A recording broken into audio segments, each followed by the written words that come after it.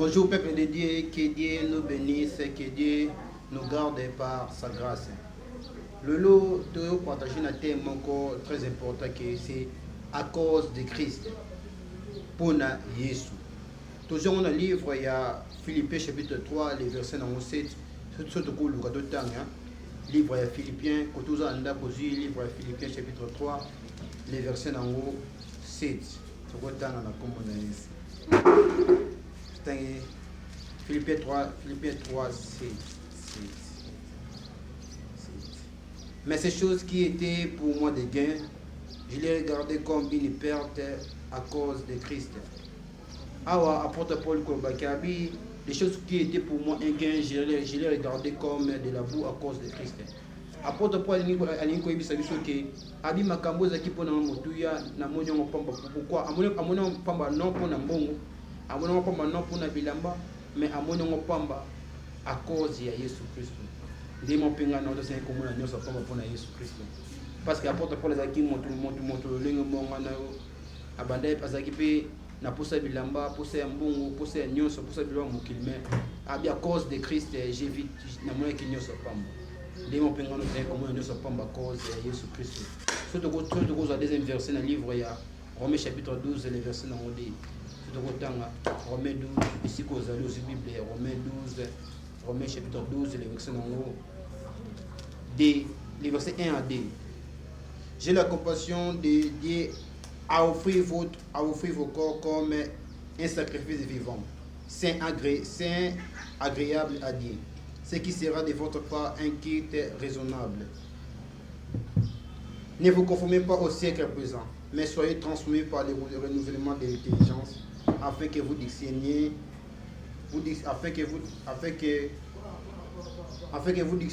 quelle est la volonté de Dieu, ce qui est bon et agréable et parfait. Dès mon temps, mais le livre de Romains chapitre 12, les versets 1 à 10. Apôtre Paul Kolbaki, par les compassions à limite rendre quitte et pas un zambie. Et tout ça a renouvelé une nouvelle intelligence. Intelligence c'est une utilité, mais intelligence c'est un zambie. Parce que Bela va appeler intelligence en utilité. Intelligence c'est Roiba, intelligence c'est Rotonga, intelligence c'est Rofinga. Mais Dieu veut que nous tous intelligence et Rokanzambi. Intelligence c'est Okima Masumu. Intelligence c'est Rotambula Oleng Onzamba Lingi. Parce que la Bible dit que la crainte de Dieu est le commencement de la sagesse. Kobanga Nzambe Zeba de la Maïl. Mais Maïl Onzamba Lingi, tous doivent des Maïl Leona. Comment Kobanga Comment Koluka Kotambwa Neng Onzamba Zoloba. Et comment Kobika Neng Onzamba Azola Sabiso. Parce que Ming Biso Lelo, Tomi Koluka Maïl. On a muta Azapa Azomaïl, comment c'est le Facebook. Azapa ça, il va dire le Facebook.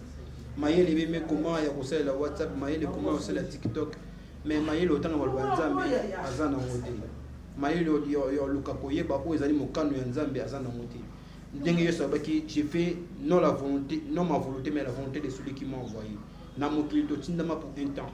Mutu na sena moi azana vie ya mokie pour un temps. Non azana éternité mais vie moko ya mokie azana. Ndenge David abi les jours de nos années s'élèvent à 70, à 70 ans. Mais pour les plus robustes à 80 ans, l'orgueil qu'ils ont n'est que perdre mes réserves, car il passe vite, nous nous s'en venons. À cause de Christ, tout ce qui est temps, parce que tout en temps, la Bible dit que rachetons les temps car les jours sont mauvais. Mais que les hommes bien des Kunanga, Ezali, les supécatas mais à cause de Christ, tout ce qui est abandonné et Kouano Salaka. À cause de Christ, c'est quoi abandonner ma bien pour que Jésus soit confié dans nos corps.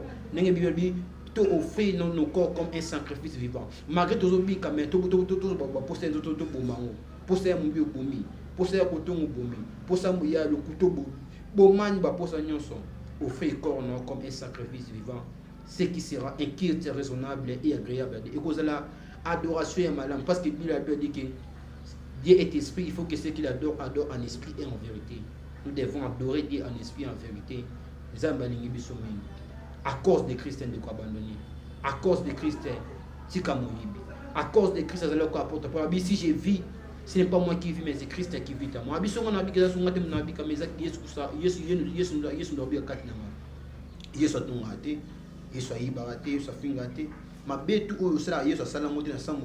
que Tambo le soyez saint comme votre Père céleste est saint.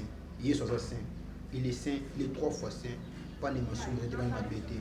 Yo peut tamba ndenge nzamba lingi, yo peut bika ndenge onzamba sepeli, nzamba ko pa mula yo. Totangi malobanza na livre ya Philippiens chapitre 3 le verset 7. Ouais, par rapport à Paul, tout ce qui était pour moi un gain, je l'ai regardé comme de la boue à cause de Christ. Ouais, putain, le c'est aussi à cause de Christ. À cause de Christ, abandonné nyonso. À cause de Christ, zalamona malampa bapara. À cause de Christ, zalamona moboti malampa yabana yo. Za papa malam na kata libota à cause de Christ, boya adultère. À cause de Christ, linga mwasi na yo. À cause de Christ, tambo lungi yo solingi. À cause de Christ, tout ça là où ezali malam pamba te nzambe akoya ko récompenser moko na ou azosa na samukini. Nzambi errer les morts qui meurent dans le Seigneur car ils reposent dans leurs travaux et leurs œuvres les cieux. Abi baba bazo pema misana bango. Un jour nzambe ko futa musala moko na moko ndenge moko ngana yo tika nzambe pambola biso a bientôt to kuta to so ya so ebele nzambe so na biso to yikapiko à cause de Christ et toi abandonné nyonso le coup me kozonga pa Yahweh. Amen. Na bosa ikutu to sen ko bonde la pona malobo to te na kati ya pourquoi le Seigneur ya pa tika malobo to te ya pa son so sela mo longola oto ya pa ya fatigué longola oto Seigneur pa ennemi ko ya Seigneur to changa musika tika pa cause ya pa ya komuno ya pa to abandonné ninga porte pour la bonne pa nyoso pe biso ya cause malobano ya pa to bika yo lengo te biso nyoso na boko na yo. Amen. Ciao. À bientôt.